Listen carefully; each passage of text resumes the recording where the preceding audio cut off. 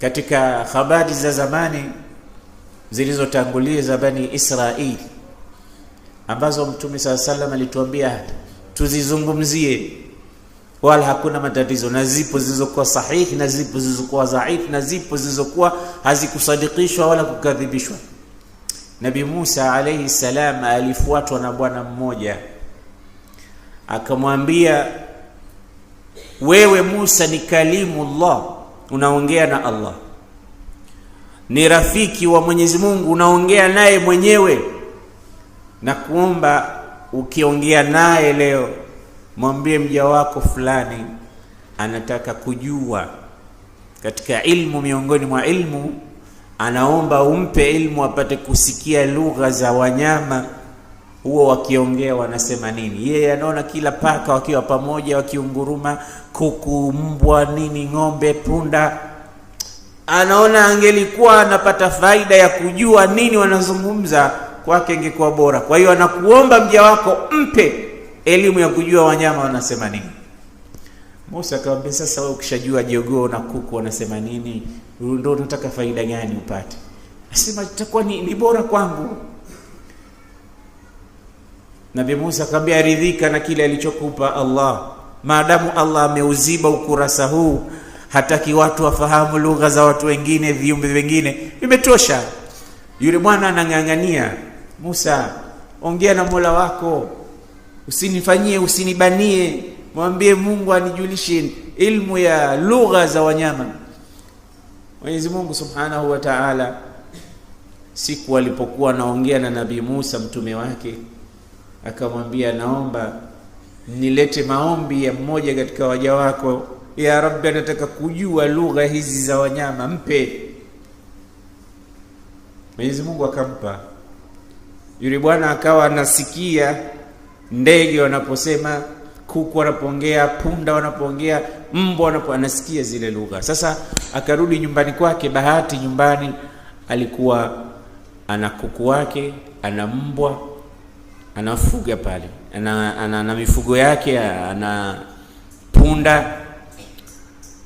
Siku miongoni mwa siku wakawa kuku na mbwa wanaongea.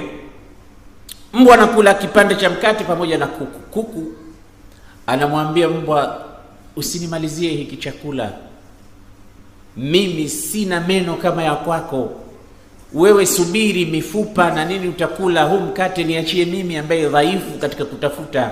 Yule bwana anaenjoy, anasema, angalia sasa napata faida, kuku anaongea, nasikia naongea nini. Anamwambia mbwa, niachie. Sasa mbwa naye anambia, hapana, niachie mimi, na mimi pia nina njaa leo, siku ya ngapi sijala. Kuku akamwambia, wewe usijali, karibuni hapa kwetu mtaani kutatokea msiba. Nini? Huyu punda huyu wa bwana wetu anayetufuga atakufa. Akishakufa utakula mizoga yake, utapata nyama. Basi hii niachie mimi, huyu atakufa, wewe utapata minofu ile, mimi siwezi kula ile minofu, utakula wewe.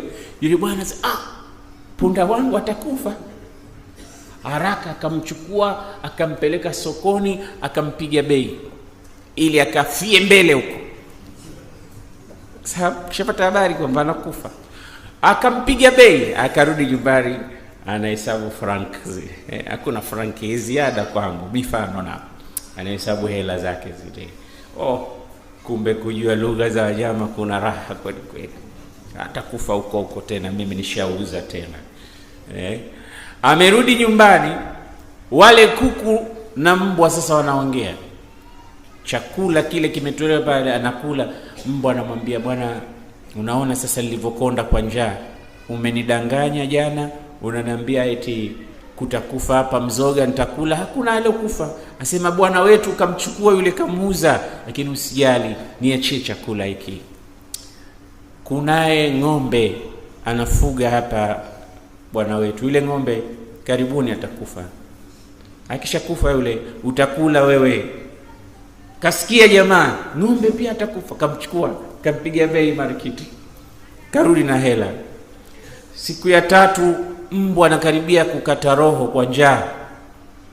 Anamwambia kuku, sitaki maskhara yako, leo chakula tunakula wote na mimi sikubali, wewe umeniambia maneno yote hayakuwa ya kweli. Akamwambia usijali,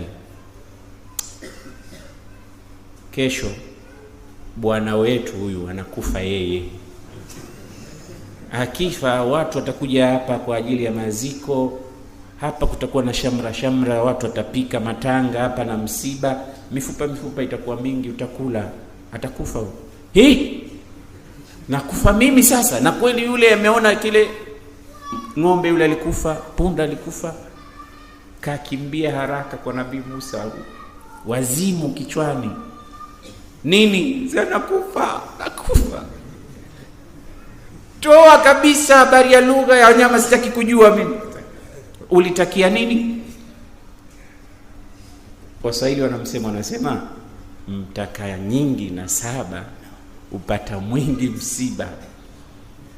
Hii hadithi hii inatufundisha kwamba, hadithi sahihi Mtume anasema min husni islamil mar'i tarkuhu ma la yani, uzuri wa Uislamu wa mtu ni kuacha yasiyomhusu. Achana na mambo yasiyokuhusu. Kunasema nenda kaingie kabisa deep kwa mambo yanayokuhusu.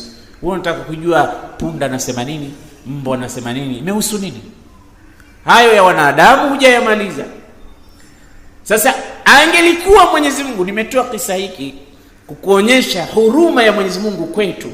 Ingekuwa tunapita huko kuku wanasema, tunasikia huyu baba yao huyu wiki moja tu amebakisha atakufa, huyu ataachana na mkewe, huyu mtoto wake. Tungeishi vipi sisi katika hii dunia? Tungekuwa tunasikia kila habari. Lakini ukurasa huu Allah ameuficha kwa kutuhurumia, mambo yapate kwenda. Ndio mmoja anasema katika ulama, inna Allah ta'ala akhfa safhata al-maqadir litantadhima masalikul haya. Mwenyezi Mungu ameuficha ukurasa wa ghaib, hatujui kesho yetu, ili maisha yapate kuwa na nidhamu. Maisha yasingekuwa na nidhamu kwetu kama tungejua itatokea nini, baada ya hapa kutakuja nini. Hakuna anayejua ghaibu isipokuwa Allah jalla jalaluhu. Kwa hiyo Mwenyezi Mungu anatuletea siku hizi za Ramadhani kwa ajili ya kutupelekea katika lengo moja tu, la'allakum tattaqun, ili muupate ucha Mungu. Hii ndio funguo ya kwenda peponi. Ndugu zangu, Mtume aliulizwa, ma aktharu shay'in yudkhilu an-nasa al-janna, ni mambo gani yatakaowapeleka watu peponi kwa wingi? Mtume akasema mambo mawili tu yatawapeleka watu peponi kwa wingi. Nini? Taqwallahi wa husnul khuluq, kuwa mcha Mungu na kuwa na tabia njema, kuwa na tabia nzuri. Muislamu, fahamu kwamba kama unaswali, unafunga, umeenda Maka, unahiji, iwe mara 10 inshallah umehiji, unatoa zaka, lakini tabia zako ni mbaya, bado hujawa Muislamu wa kweli. Kwa sababu Mtume anasema akmalul mu'minina imanan ahsanuhum khuluqa, uwe na ucha Mungu na tabia. Na ukiwa na ucha Mungu, automatic tabia yako itakuwa nzuri, kwa sababu hutomkera mtu. Almuslim man salima almuslimuna min lisanihi wa yadihi, Muislamu mzuri ni yule ambaye Waislamu wenzake wanasalimika na shari za ulimi wake pamoja na mkono wake. Ndio tabia nzuri. Watu wasikereke na wewe, wasiudhike na wewe, watu wasiudhiwe na ulimi wako. Huwi mtukanaji, huwi mpigaji, huwi mkeraji, huwi muhuni kwa wenzako. Wewe ni mtu rahim, mtu karim, mtu mzuri wa maneno.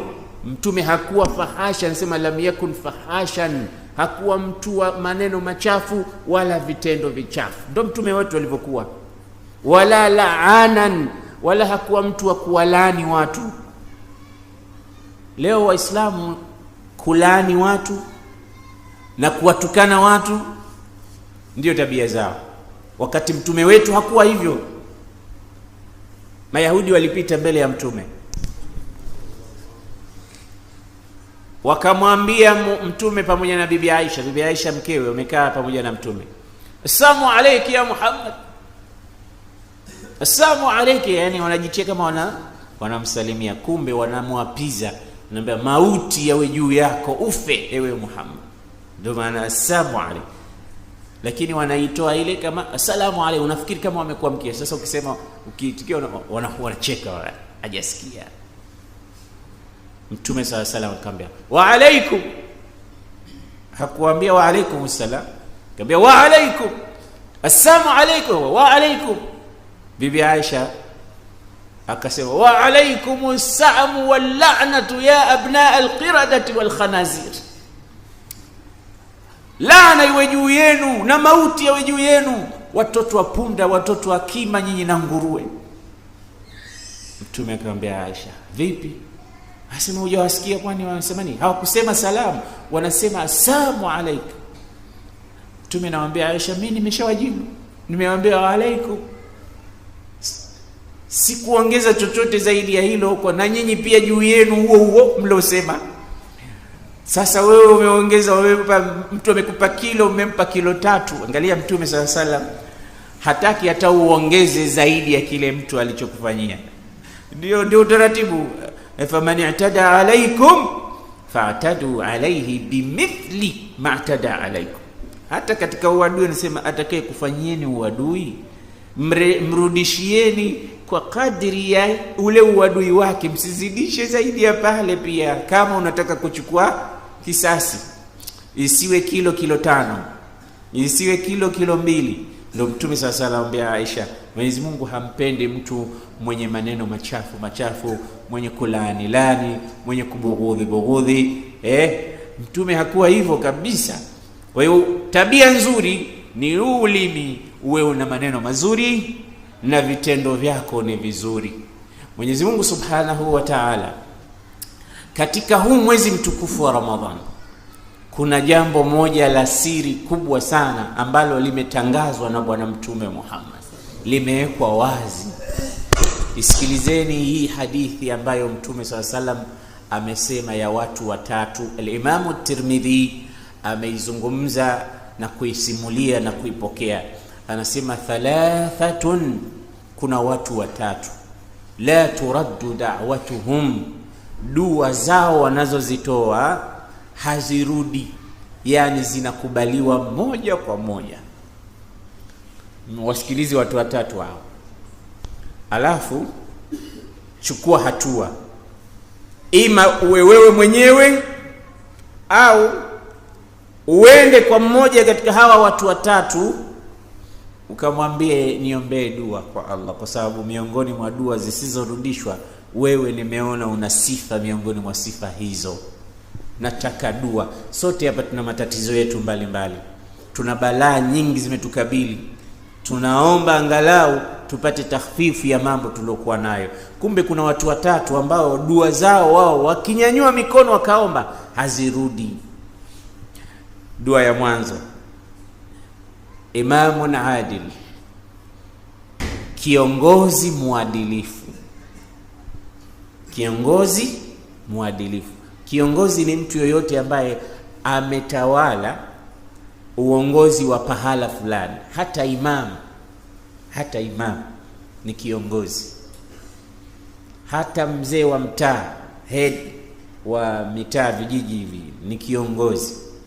Kuna taasisi fulani ni kiongozi, yani kuanzia ngazi ya chini mpaka ngazi ya juu, alimradi uwe kiongozi muadilifu, wewe dua zako hazirudi. Unapopeleka kwa Allah, Allah anazikubali, anazipokea.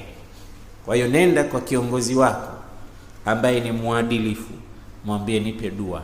Au wewe kiongozi muadilifu unayejijua, omba dua. Ukiomba dua hairudi, kwa sababu uadilifu ni moja katika somo zito na linalompendeza sana Allah Subhanahu wa Ta'ala. Na hivyo ndivyo alivyokuwa Mtume sallallahu alayhi wasallam, hivyo ndivyo walivyokuwa maswahaba zake, hivyo ndivyo walivyokuwa tabi'in, hivyo ndivyo walivyokuwa wema waliotangulia. Uadilifu wa Mtume ni wa kupigiwa mfano. Uadilifu wa Saidina Umar, angalia Umar ibn al-Khattab radhiyallahu ta'ala anhu. Siku moja, angalia picha hii, yeye na Ali ibn Abi Talib. Umar ameletewa mashtaka, Ali ibn Abi Talib anazozana na kung'ang'aniana nguo ya vita na Myahudi. Myahudi sio Muislamu, Ali ni Muislamu. Wakasema twende kwa kadhi atuhukumu. Ali anasema hii nguo yangu, Myahudi anasema hii nguo yangu mimi. Na ndugu zangu, tunavyomjua Ali ibn Abi Talib, sote tunajua Ali hawezi kusema uongo, kwamba anang'ang'ania kitu ambacho sio chake. Akamwambia Myahudi, twende kwa bosi wenu Umar tukashtaki kwamba hii nguo ni yangu, unasema yako. Sasa nguo iko kwangu, nguo ninayo mimi, utasemaje yako? Umar akaja akashtakiwa hii kesi. Akamuuliza Myahudi, hii nguo ilikuwa kwa nani? Sema iko kwangu. Ali ibn Abi Talib, unasemaje kuhusu hii nguo? Anasema hii nguo ya kwangu. Shahidi yako nani kama hii nguo yako? Kwa sababu iko kwa Myahudi. Anasema shahidi yangu mwanangu. Anasema mtoto hawezi kuwa shahidi kwa baba yake. Mtoto hawi shahidi kwa baba yake, lete shahidi mwingine. Hii hapa, mtoto huyu hapa anaweza akasema tu kuhusu babake, tumepanga huko nyumbani, lete shahidi mwingine. Anasema sina. Anasema basi nguo itakuwa ya Myahudi huyu. Ali ibn Abi Talib akaonekana hana furaha. Akamuuliza, nini kilichokufanya usiwe na furaha? Umar anamuuliza Ali, anamuuliza, ma adalta fi ma bainana, hukufanya uadilifu kati yangu na kati ya Myahudi yule. Asema sikufanya uadilifu vipi? Kipi kilichokwenda kombo? Akamwambia, ulipotuita,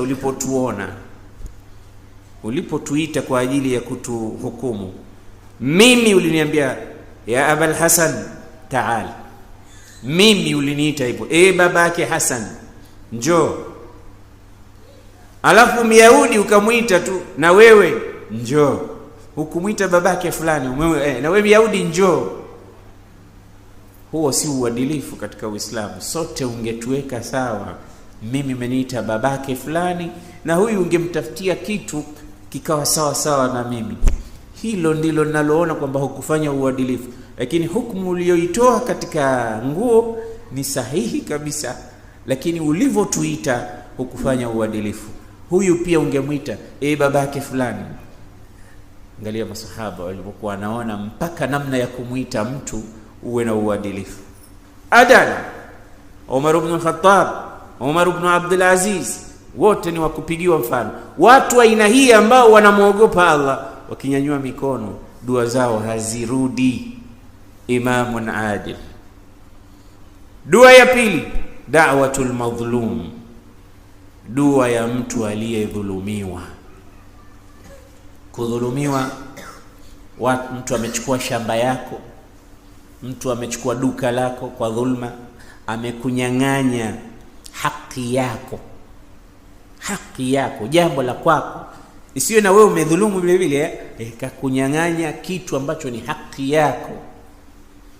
Alafu ukanyanyua mikono, Mola wangu, huyu kaninyang'anya, kanidhulumu, basi nakuachia wewe, au nakuomba 1 2 3. Mtume anasema ittaqi da'watal madhlum. Alimwambia wazi wazi Muadh, anamwambia unaenda zako Yemen, unaenda kufanya dawa, unawaita watu katika dini. Moja miongoni mwa mambo ya kuogopea sana, ittaqi da'watal madhlum, ogopa dua ya aliyedhulumiwa.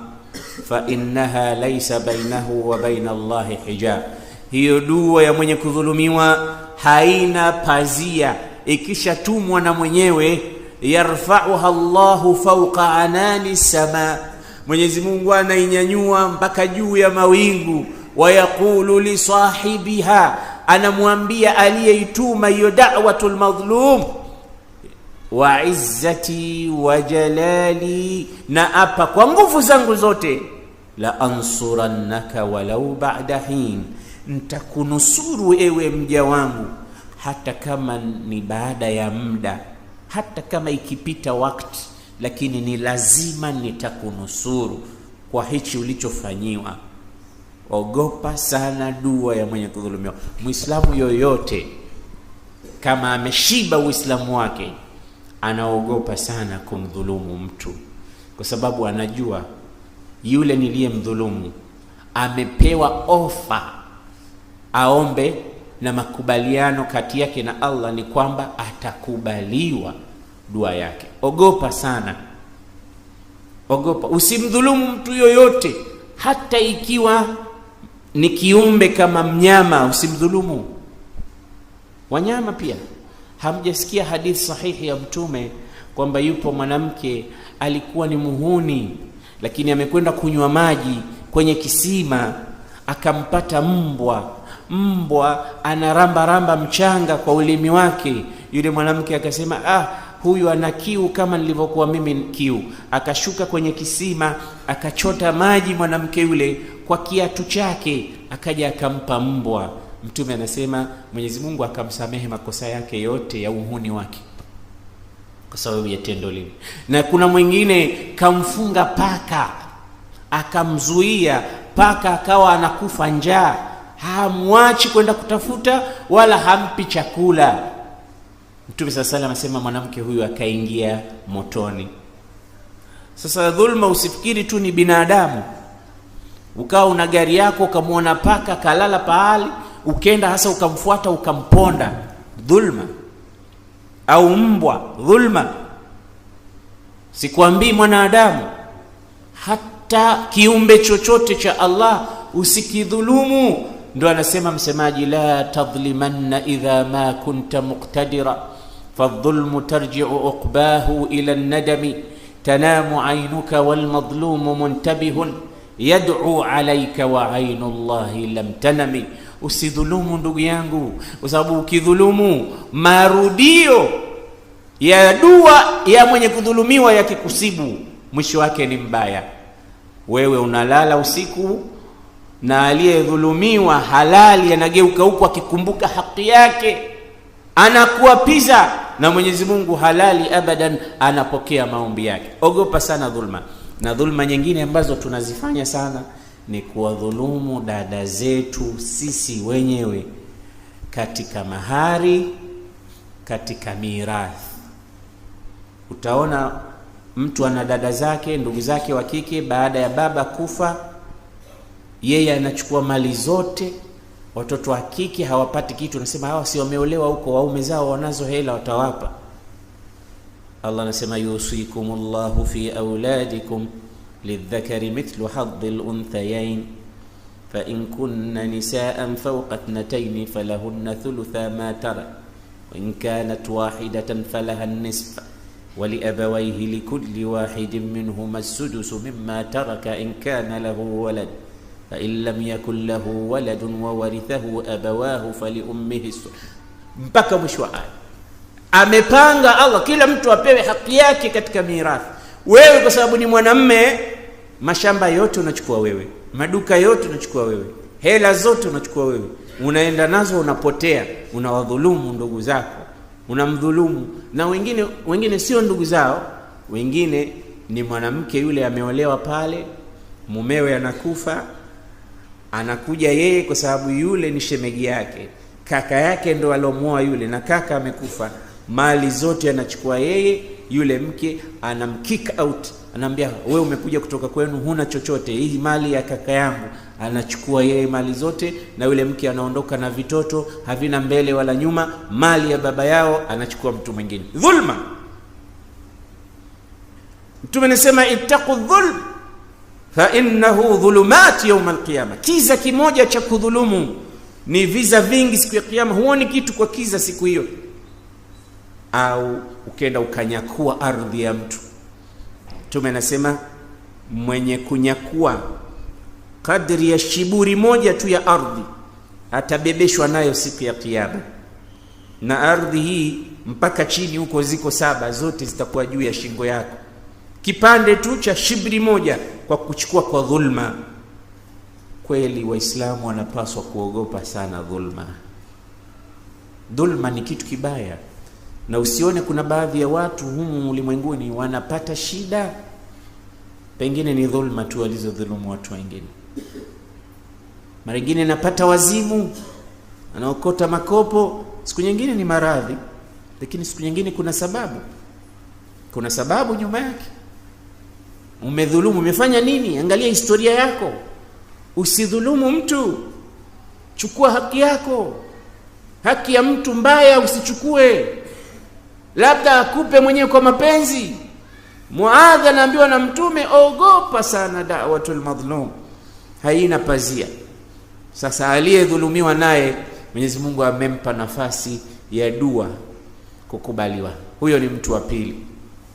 Mtu wa tatu, wa da'watu swaimi hatta yuftir, na dua ya aliyefunga.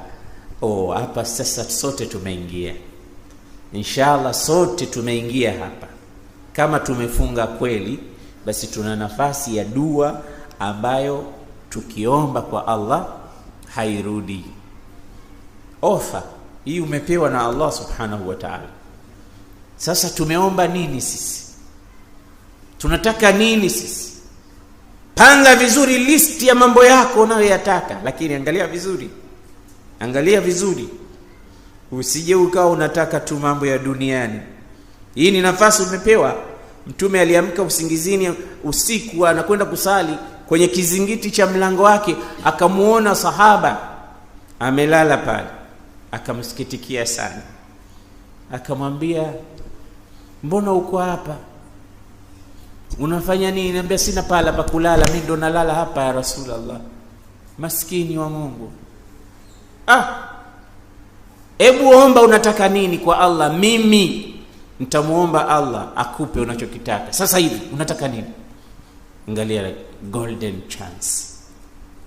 Mtume mwenyewe sasa, ambaye Mtume yeye dua zake ndo makbuli, anamwambia huyu sahaba wake ambaye kamhurumia baada ya kumuona katika kizingiti cha mlango, anamwambia unataka nini kwa Allah, sema na mimi nikuombee Allah akupe.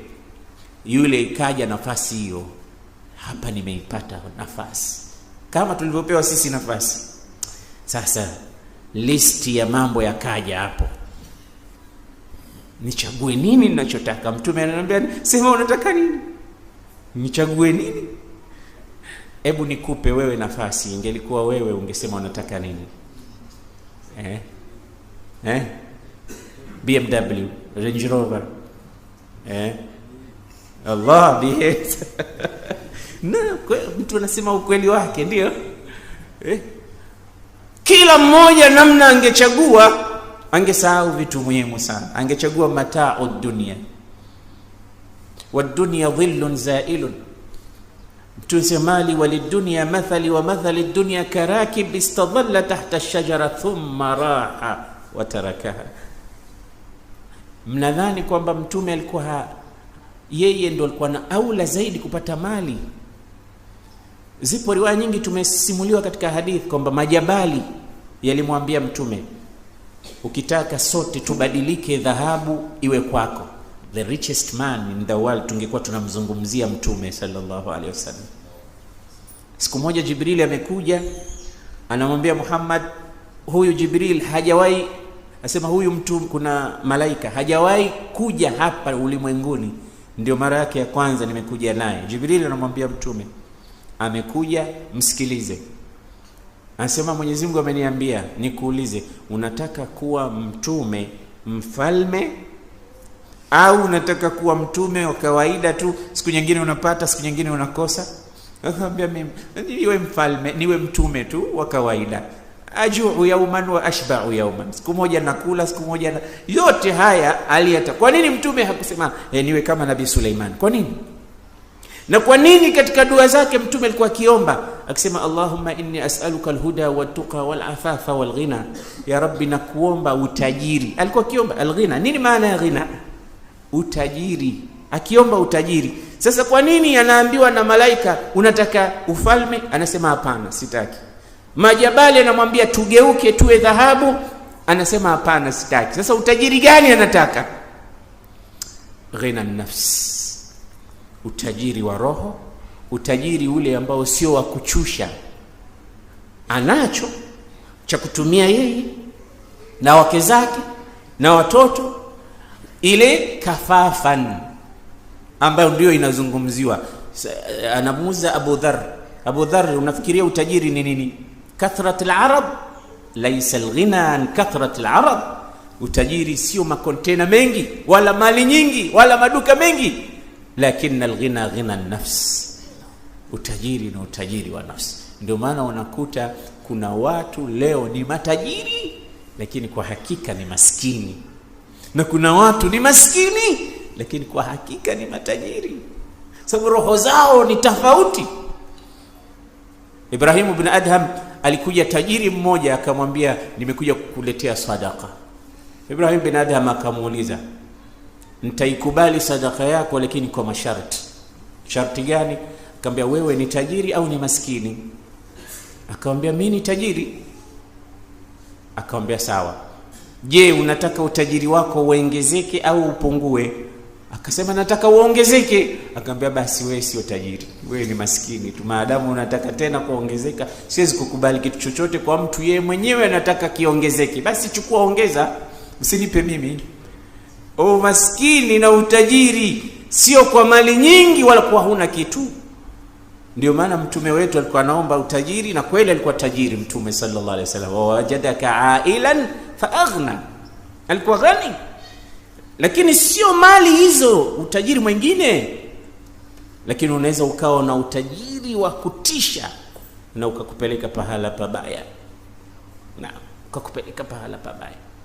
Kwa hiyo wewe chukua listi ya mambo ambayo unayataka, mwambie, ya Rabbi, umesema kwamba mwenye kufunga ana dua maalum, sasa naitumia dua yangu, na umesema ud'uni astajib lakum, faha ana ad'uka kama amartani fastajib li kama wa'adtani. Nataka 1 2 3, kila mmoja ana mahitaji yake. Kijana hapa amesema atataka BM, ametania tu, lakini kwa sababu ndio hali halisi ya mambo tuliokuwa nayo tunasahau. Huyu sahaba aliambiwa na mtume, omba unataka nini, ikaja listi ya mambo yote, akachukua moja, akasema, atamanna murafaqataka fil jannati ya Rasulullah, nataka nikawe pamoja na wewe kesho peponi. Hakusema nataka shamba wala kiwanja wala gari ya fahari. Alijua hivi vyote baadaye ataviacha. Pengine gari ataendesha siku 2 tu, pengine nyumba ya kifahari atalala usiku mmoja tu, alafu watakuja watu wengine watarithi, na hao watakaorithi pia wataacha. Kaburini atakwenda kulala miaka na miaka, karne na karne. Si bora aombe hicho kinachokuja cha baadaye? Angalia ujanja wa masahaba. Hii ndio tofauti yao na sisi. Atamanna murafaqataka fil janna, nataka niwe na wewe peponi ya Rasulullah. Huyu sahaba alikuwa akiitwa Rabi'a ibn Ka'b al-Aslami. Mtume akamwambia, awa ghaira dhalika ya Rabi'a, umeomba jambo kubwa sana, hakuna lingine lisilokuwa hilo? Akamwambia, la uridu illa dha, hilo ndilo ninalolitaka Rasulullah, sitaki lingine. Huna nyumba wewe, huna gari wewe, huna hata kibanda wewe, mbona unakimbilia mengine? Yote nimeangalia, nimeona ni mambo ya kupita, lakini hili ndilo lilikubakia. Wala al-akhiratu khairul laka min al-ula, wala al-akhiratu khairu, ni bora, wal akhiratu khairun wa abqa, ndio inabakia huko. Mtume kaambia, basi fa'inni ala nafsika bikathrati sujud, na wewe nisaidie katika hilo kwa kusali na kuomba sana. Lakini kachagua jambo muhimu. Sasa wewe unaomba nini wakati huo? Kitu gani unaomba? Muombe Allah jambo la maana, jambo lenye manufaa litakalokufaa. Mambo ya dunia, mambo ya akhera, uchaguzi ni wako, lakini angalia vizuri, usipoteze nafasi hii. Opportunity never come twice, wanasema wazungu, golden chance. Hii ni fursa dhahabia, ni fursa ya dhahabu, itumie vizuri wakati wako. Mwenyezi Mungu